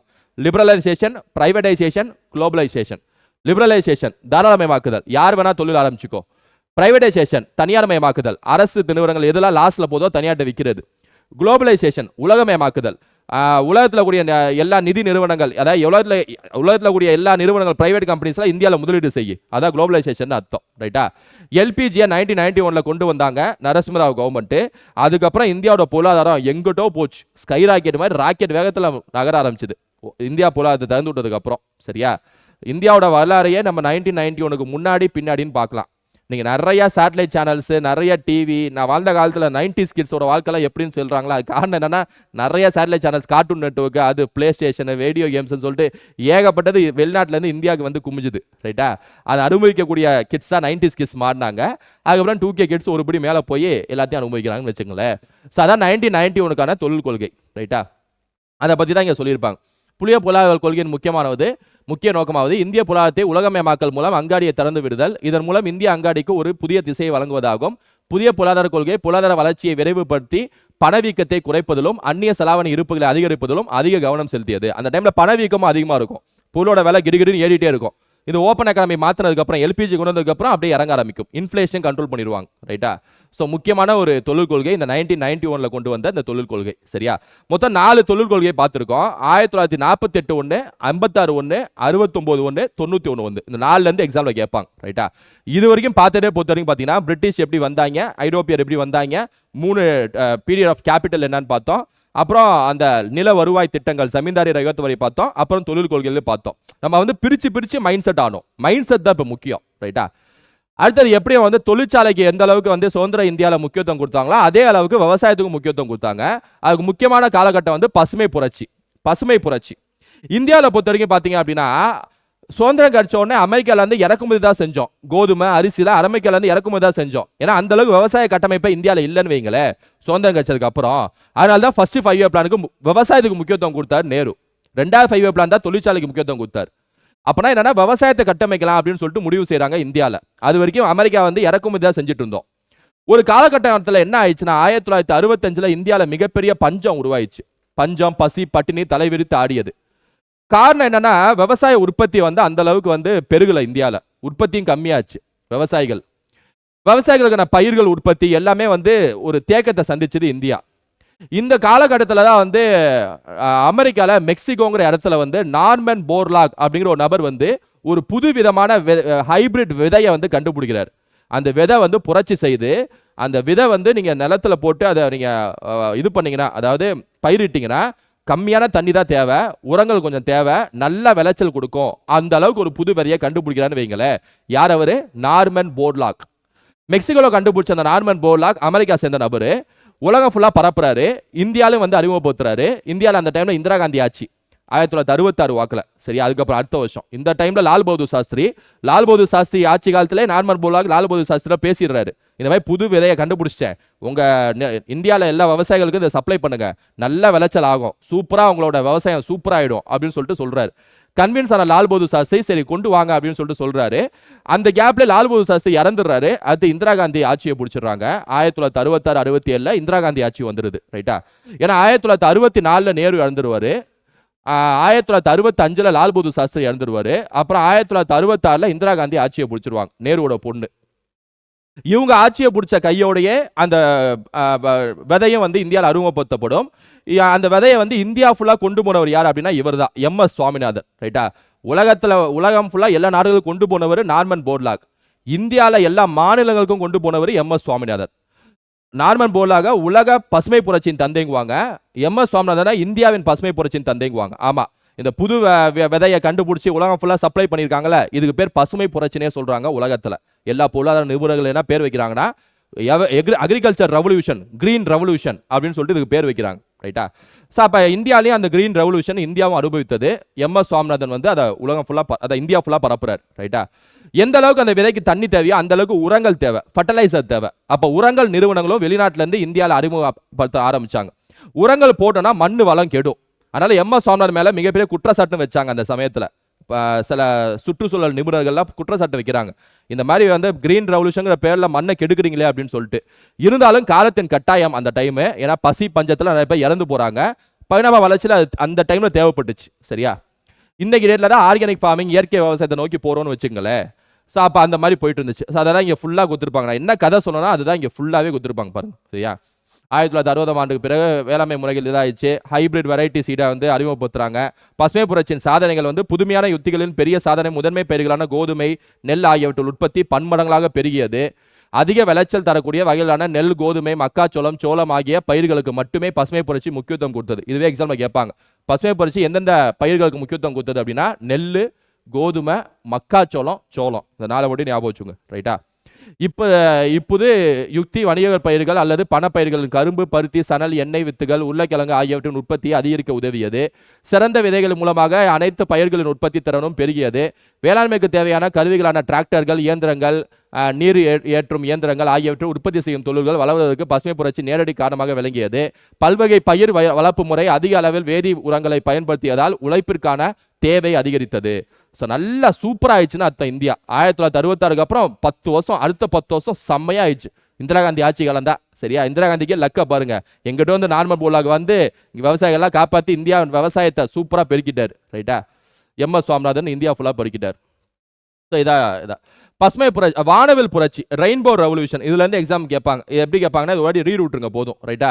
அதாவது வானவில் புரட்சினா பல்வேறு நிறங்கள், அந்த புரட்சி வந்து எதை காட்டுது அப்படின்னு சொல்லுவாங்க. இப்போ எடுத்துக்காட்டுக்கு ரெட் ரெவல்யூஷன், சிவப்பு புரட்சினா தக்காளி மற்றும் இறைச்சியை காட்டுது. வட்ட புரட்சி அப்படின்னா உருளைக்கிழங்கு. இது வந்து எக்ஸாம்ல கேட்டிருக்காங்க. சரியா? ப்ரீவியஸ் இயர்ல. ரவுண்ட் ரெவல்யூஷன்னா உருளைக்கிழங்கு, உருளை ரவுண்டா இருக்கும் ஞாபகம் வச்சுங்க. சிவப்புனா தக்காளியும் இறைச்சியும். இது ஈஸியா ஞாபகம் வந்துடும். ஏன்னா தக்காளி சிவப்புகள்ல இருக்கும். சாம்பல் புரட்சினா உரங்கள் சாம்பல் கலர்ல இருக்கனால அது சாம்பல் புரட்சின்னு வச்சிடறாங்க.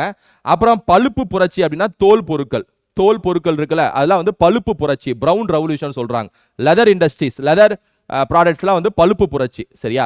வெள்ளி புரட்சினா முட்டை, ஏன்னா முட்டை வந்து வெள்ளி மாதிரி இருக்கும்ல, அதனால முட்டை வந்து வெள்ளி புரட்சி. கருப்பு புரட்சி அப்படின்னா பெட்ரோலியம், கருப்பு கலர்ல இருக்கும்ல, அதனால. தங்க புரட்சி, கோல்டன் புரட்சி அப்படின்னா பழங்கள், பழங்கள் இருக்குல்ல, அதை வந்து கோல்டன் ரெவல்யூஷன் சொல்றாங்க. மஞ்சள் புரட்சி அப்படின்னா எண்ணெய் வித்துகள், எல்லோ ரெவல்யூஷன்ங்கிறது ஆயில் சீட்ஸை சொல்றாங்க. நீல புரட்சி அப்படின்னா மீன், ஏன்னா மீன் வந்து தண்ணியில் இருக்கா, தண்ணி நீல கலர்ல இருக்கனால நீல புரட்சிங்கிறாங்க. வெண்மை புரட்சி வந்து பால், ஒயிட் ரெவல்யூஷன் வந்து பால், மில்க், ஒயிட் கலர்ல மில்க் இருக்குல்ல, அதனால சொல்றாங்க. பசுமை புரட்சி வந்து ஓவரால் ப்ரொடக்ஷன்ங்கிறாங்க. சரியா? இந்த வெண்மை புரட்சியை குறிப்பா இந்தியாவில் பரப்பியவர் யார் அப்படின்னா வர்கீஸ் குரியன். அமுல்னு ஒரு கம்பெனி இருக்குல்ல, அந்த கம்பெனி ஆரம்பிச்சதே அவர் தான். ரைட்டா? அது இன்னைக்கு வந்து அரசாங்கம் சார்ந்த கம்பெனியா இருக்கு. பசுமை புரட்சியின் பலவீனங்கள்ங்கிறது இருக்கும். பசுமை புரட்சி நான் சொன்ன உரங்கள்னால மண் வளம் கெட்டுரும். இதனால வந்து நிறைய பலவீனமும் இருக்கும். இவருங்களே, பருவமழைகள் நம்பியிருக்கும் நிலைமை இன்னும் மாறவில்லை. இதனால் இந்திய வேளாண்மையில் இன்று வரை ஒரு நிச்சயமற்ற நிலைமை ஏற்படுகிறது. விதைகள், உரங்கள், பூச்சிக்கொல்லிகள், தண்ணீர் ஆகியவற்றுக்காக பேரளவு மூலதனம் தேவைப்படுகிறது. அதாவது மண் வலைகள் கெடும், அதை தான் இங்கே ஃபுல்லாக சொல்லியிருப்பாங்க. நீங்கள் ஒரு வாட்டி பார்த்து ரீட் விட்டிங்கனாலே போதும். ரைட்டா? இது வந்து பசுமை புரட்சி. அதாவது 1960கள் 70களில் இந்தியா எப்படி பசுமை புரட்சியை சந்திச்சுது அப்படிங்கிறத பார்த்தோம். 1970களுக்கு அப்புறம் 2000களில் 2ஆம் பசுமை புரட்சின்னு ஒன்று நடக்கும். அதாவது இயற்கை விவசாயம், மரபணு மாற்றப்பட்ட விதைகள், இது மாதிரி புது டெக்னாலஜிக்கல் சார்ந்து இருக்குல்ல, இதை வந்து செகண்ட் அக்ரிகல்ச்சர் ரெவல்யூஷன் சொல்லிட்டு வரலாற்று அறிஞர்கள் சொல்றாங்க. ரைட்டா? இது வந்து 2006 2007 தொடங்குது இந்த செகண்ட் அக்ரிகல்ச்சர் ரெவல்யூஷன், 2ஆம் பசுமை புரட்சி. ரைட்டா? இந்த 2ஆம் பசுமை புரட்சி 2006 தொடங்குது. இதற்கான முக்கியமான சில விஷயம் என்ன அப்படின்னா, ஒரு ஏக்கருக்கான உற்பத்தியை 2 மடங்காக்க தரக்கூடிய மரபணு மாற்றம் செய்யப்பட்ட விதைகளை அறிமுகம் செய்தல். ஜெனட்டிக்கலி மாடிஃபைட் கிராப்ஸ்னு படிச்சிருப்போம். மரபணு மாற்றப்பட்ட விதைகள், ஜீன் எடிட்டிங் சொல்லுவாங்க, அதை அறிமுகம் செய்யறது. அப்புறம் மரபணு மாற்றம் செய்யப்பட்ட விதைகளை சந்தைப்படுத்த தனியார் துறையின் பங்களிப்பை உறுதி செய்தல். பாசன வசதிகளை துரிதப்படுத்துவதிலும் நீர் ஆதாரங்களை நிர்வகிப்பதிலும் அரசு முக்கிய பங்கு வகிக்க வேண்டும். நதிநீர் இணைப்பின் மூலம் உபரி நீரை பற்றாக்குறையுள்ள பகுதிகளுக்கு பரிமாற்றம் செய்ய வேண்டும். இந்த மாதிரி இரிகேஷனு, நதிநீர் இணைப்பு, இயற்கை விவசாயம், மரபணு மாற்றப்பட்ட விதைகள், இது எல்லாமே வந்து செகண்ட் அக்ரிகல்ச்சர் ரெவல்யூஷன் இல்லைனா 2ஆம் பசுமை புரட்சின்னு சொல்றாங்க. இது வந்து 2006 2007 வாக்கில் ஸ்டார்ட் ஆகுது. ரைட்டா? இப்போ ஃபர்ஸ்ட் அக்ரிகல்ச்சர் ரெவல்யூஷன் வந்து 1960s 1960கள் 1970கள். செகண்ட் அக்ரிகல்ச்சர் ரெவல்யூஷன் வந்து 2006 2007 ஸ்டார்ட் ஆகி இன்னைக்கு வரைக்கும் இருக்கு. ரைட்டா? இதான் ஞாபகம் வச்சுங்க. ஸோ இது வரைக்கும் பார்த்தது என்ன? விவசாய புரட்சி பார்த்துட்டோம். அதுக்கு முன்னாடி தொழில் புரட்சி பார்த்தாச்சு. ரைட்டா? தொழில் புரட்சினா இண்டஸ்ட்ரியல், அதாவது தொழில் கொள்கை, இண்டஸ்ட்ரியல் பாலிசி பார்த்துட்டோம். அதை தொடர்ந்து விவசாய கொள்கைகள், விவசாய புரட்சி, பசுமை புரட்சி பார்த்துட்டோம்.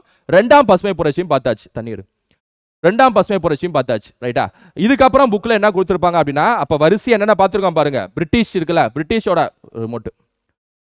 பிரிட்டிஷோட ஆட்சி காலத்தில் எப்படி வந்து நில வருவாய் இருந்துச்சு, பிரிட்டிஷோட ஆட்சி காலத்தில் 3 கேபிட்டல் என்ன இருந்துச்சு, வாஸ்கோடகாமா எப்படி வருகை தந்தார், அதுக்கப்புறம் இந்தியா சுதந்திரம் கட்சதுக்கு அப்புறம் தொழில் கொள்கைகள் என்ன பார்த்தோம், அப்புறம் இந்த பசுமை புரட்சி, இரண்டாம் பசுமை புரட்சி பார்த்தோம். இதெல்லாமே தரவா மைண்ட் செட் ஆயிடுங்க. அப்படியே செட் பை செட்டா மைண்ட் செட் ஆனோம், அப்படியே படிச்சு ரிவைஸ் பண்ணி எக்ஸாம்ல கொத்தா தூக்கணும் மார்க்க. ரைட்டா? இதுல அடுத்து என்ன கொடுத்துருப்பாங்கன்னா முழுக்க முழுக்க ஃபேக்டா கொடுத்துருப்பாங்க. பெரிய அளவிலான தொழிற்சாலைகள், அதாவது இந்தியாவில் என்னென்ன தொழிற்சாலைகள் இருக்கு அப்படின்னு சொல்லிட்டு வரிசையா கொடுத்துருப்பாங்க.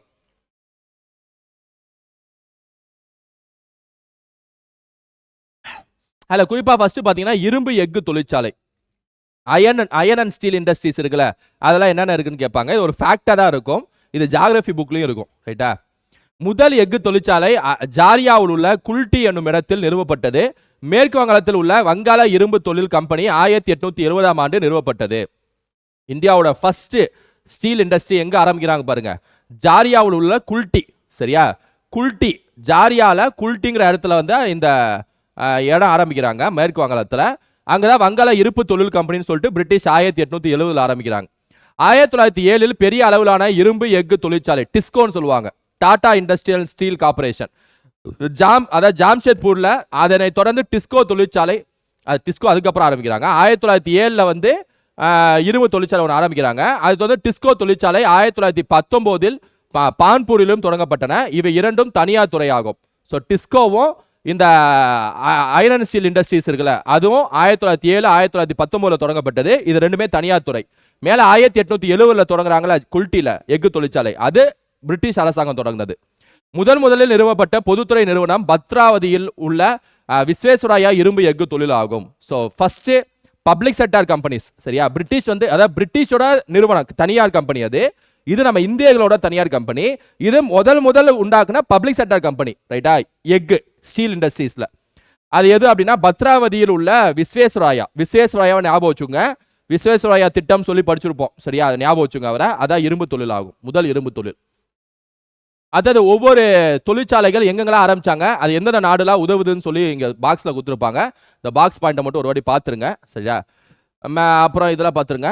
இந்திய எஃகு நிறுவனம் செயில் இருக்குல்ல, steel authority of India limited, அவங்க வந்து 1974 தொடங்குறாங்க. இது ப்ரீவியஸ் கொஸ்டின். இந்தியாவில் அந்த செயில் இருக்குல்ல, steel authority of India limited சுதந்திரம் கட்சதுக்கு அப்புறம் எந்த வருஷம் கேட்பாங்க, 1974 இஸ் த ஆன்சர். ரைட்டா? தற்போது இந்திய எஃகு உற்பத்தியில் உலகளவில் 8வது இடத்தில் உள்ளது. எஃகுனால 8வது இடத்துல இருக்கு. சரியா? முட்டையில 8வது இடத்துல, முட்டைனால அந்த ஓவல் ஷேப் 8 மாதிரி இருக்கும். அப்ப 8வது இடத்துல இருக்கு அப்படின்னு சொல்லி ஞாபகம் வச்சுங்க. ரைட்டா?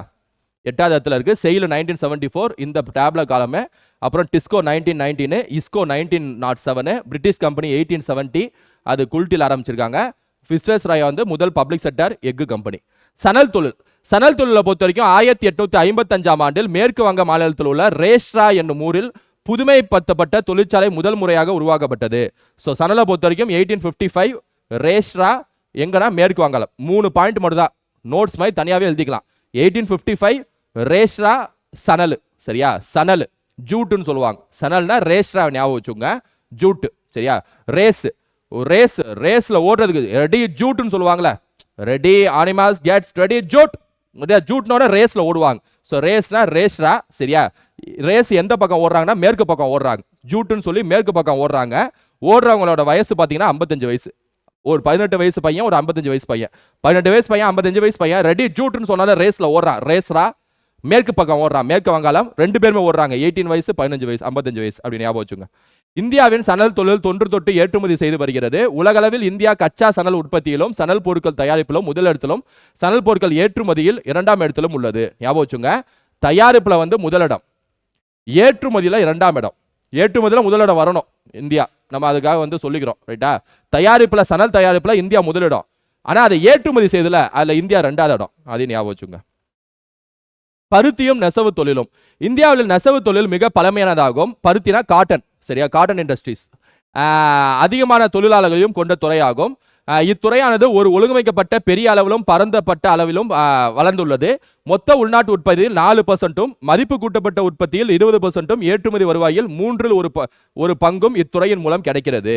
ஸோ மொத்தமாக 4%, மதிப்பு கூட்டப்பட்டதில் 20%, அப்புறம் ஏற்றுமதி வருவாயில் 1/3 பங்கு வந்து எதுலேருந்து கிடைக்குது அப்படின்னா இந்த டெக்ஸ்டைல் இண்டஸ்ட்ரீஸ் வந்து கிடைக்குது.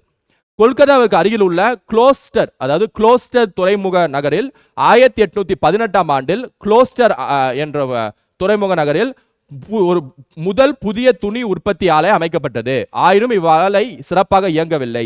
ஃபர்ஸ்ட் டெக்ஸ்டைல் இண்டஸ்ட்ரி எங்க ஆரம்பிச்சிருக்காங்கன்னா க்ளோஸ்டர். சரியா, க்ளோஸ்டர் எந்த வருஷம் 1818. என்ன, ஆனா சரியா இயங்கலையா? எப்படி ஞாபகம் வச்சுக்கலாம்னா, துணி ஆரம்பிச்சிருக்காங்க க்ளோஸ்டர்ல, க்ளோஸ்டர் ஆரம்பிச்சோடே க்ளோஸ் பண்ணிட்டாங்க. சரியா, ஆரம்பிச்ச கையோடய துணியை க்ளோஸ் பண்ணிட்டாங்க.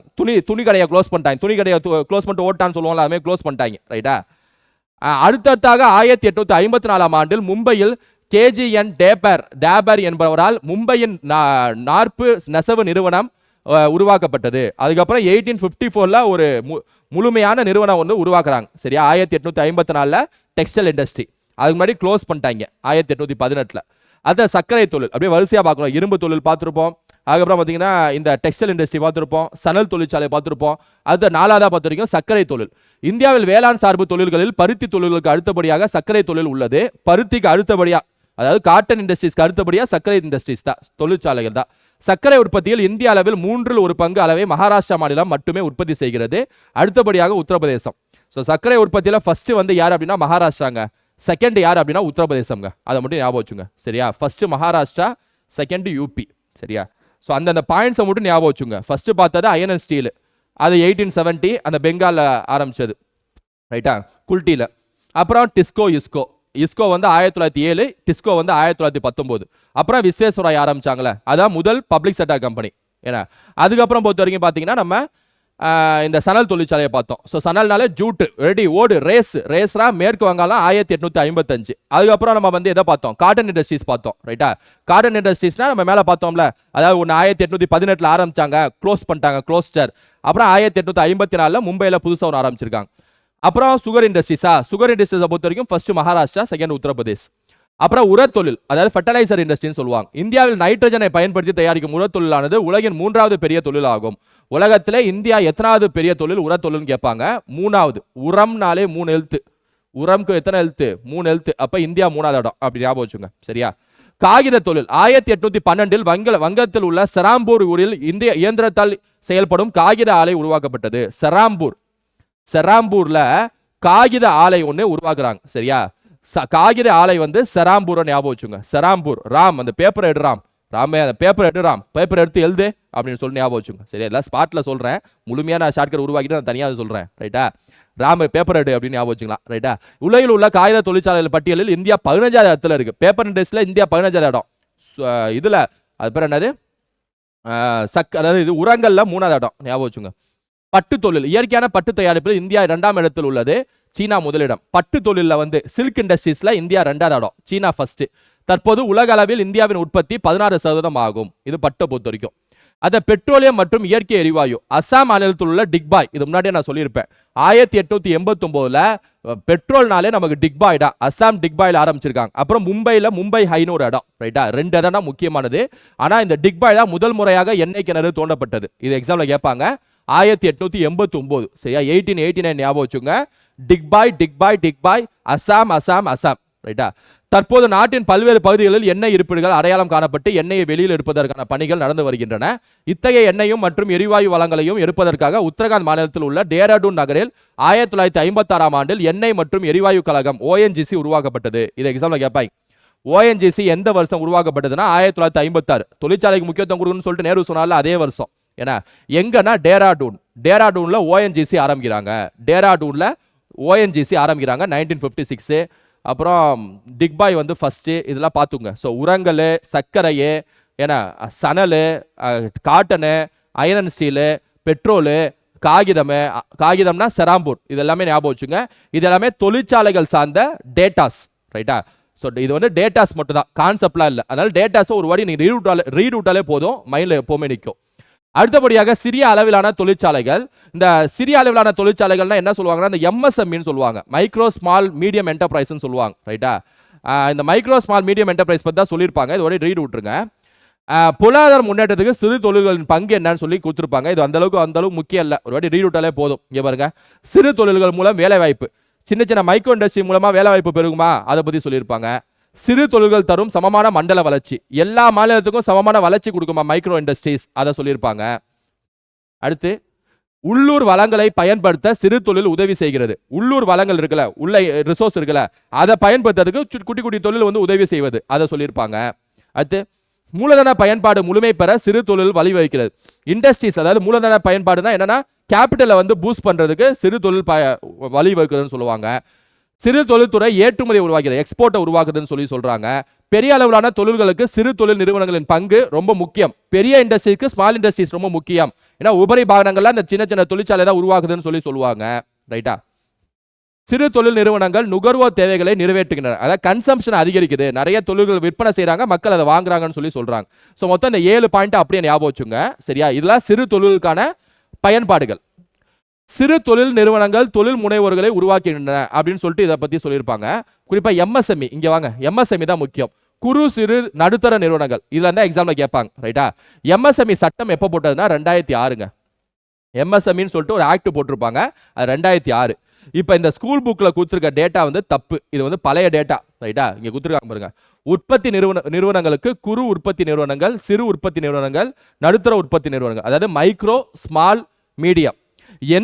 எந்த எவ்வளோ கோடி இன்வெஸ்ட்மெண்ட் பண்ணுறவங்க, இல்லைனா எவ்வளோ கோடி டேர்ன் ஓவர் பண்ணுறவங்க மைக்ரோ இண்டஸ்ட்ரின்னு சொல்லுவோம்.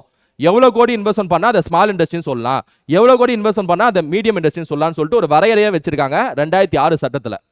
இப்போ ரீசெண்டாக அதை சட்டத்திருத்தம் செஞ்சிருக்காங்க. புக்கில் கொடுத்துருக்க டேட்டா தப்பு. ரைட்டா?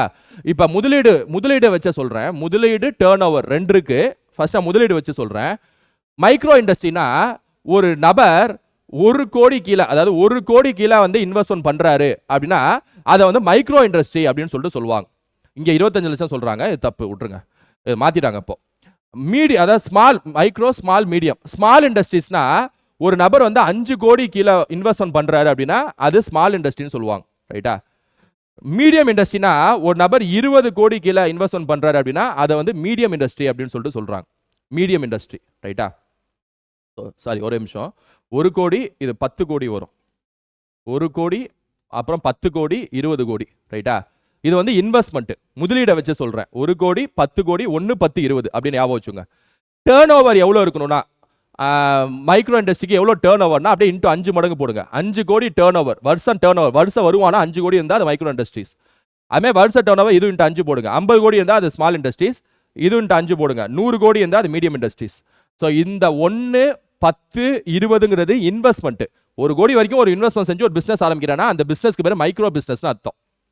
5 கோடி வரைக்கும், 10 கோடி வரைக்கும் இன்வெஸ்ட்மெண்ட் செஞ்சு ஒரு பிசினஸ் அமைனா அது பேர் வந்து மைக்ரோ ஸ்மால் இண்டஸ்ட்ரீஸ் அர்த்தம். அது மீடியம் இண்டஸ்ட்ரீஸ். இந்த 5 கோடிங்கிறது இன்ட்டு 5 இன்ட்டு 5 இன்ட்டு 5 இது டேர்ன் ஓவர். ரைட்டா? எக்ஸாம்ல எதை வச்சு வேணா கேட்பாங்க. ஏன்னா அதனால ரெண்டுமே ஞாபகம் வச்சுங்க. ஸோ உற்பத்தி நிறுவனங்களை பொறுத்த வரைக்கும் இதான் இன்னைக்கு டேட்டா. ரைட்டா? ஸ்கூல் புக்கில் இருக்கிறது பழைய டேட்டா, அதனால அதை விட்டுருங்க.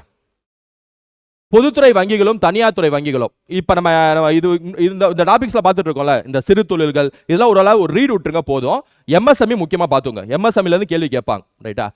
பொதுத்துறை வங்கிகளும் தனியார் துறை வங்கிகளும், இந்த பொதுத்துறை வங்கிகளும் தனியார் துறை வங்கிகள் இருக்கும். நம்ம வங்கிகள் வகுப்புலேயே வந்து டீட்டெயிலாக பார்க்கலாம். இப்போதைக்கு வங்கிகளை பொறுத்த வரைக்கும் எத்தனை வங்கிகள் வந்து அரசுடைமையாக்கப்பட்டது மட்டும் பார்ப்போம். ரைட்டா?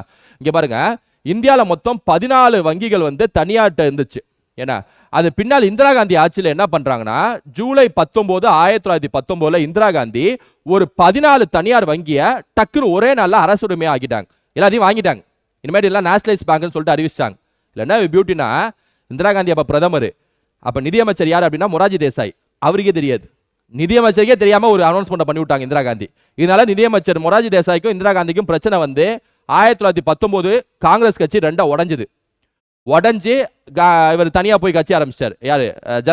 இவர் மொராஜி தேசாய்.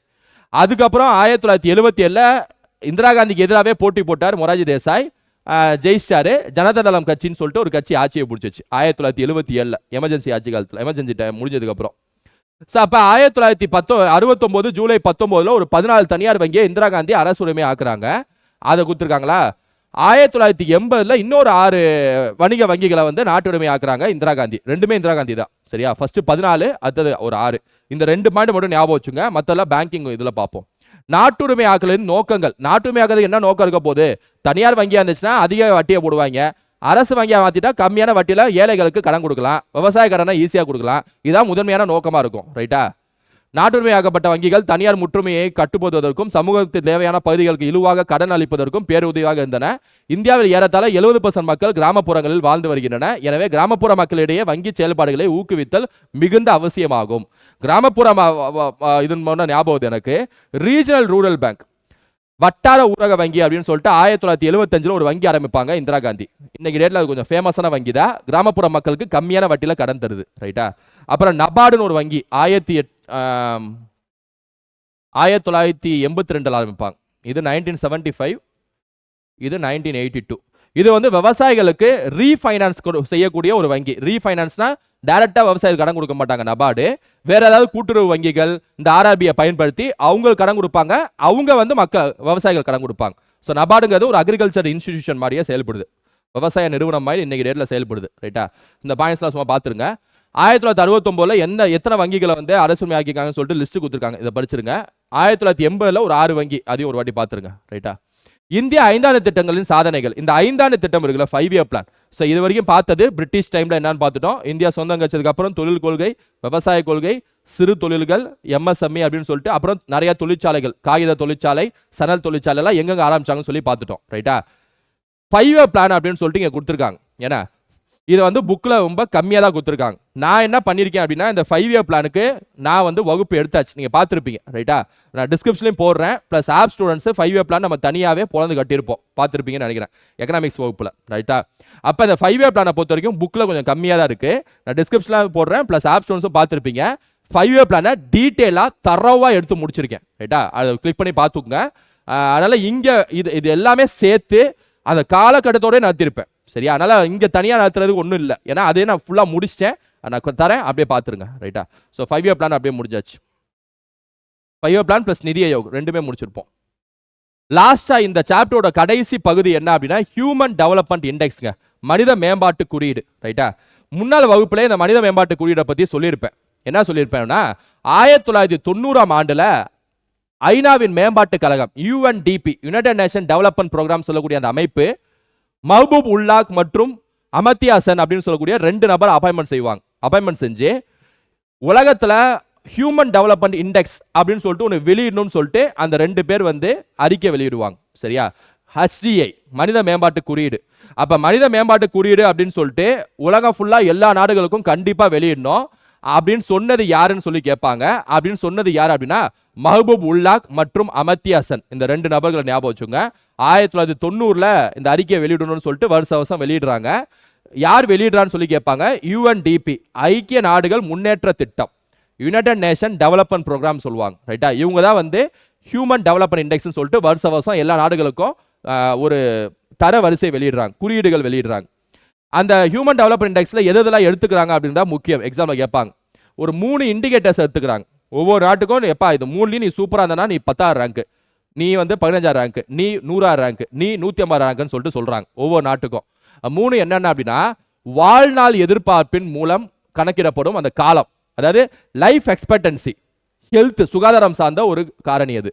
அப்புறம் கல்வி தகுதி, ஸ்கூல் என்ரோல்மெண்ட். சரியா. எவ்வளோ பேர் பள்ளியில் சேர்றீங்க, அதான் கல்வி தகுதி.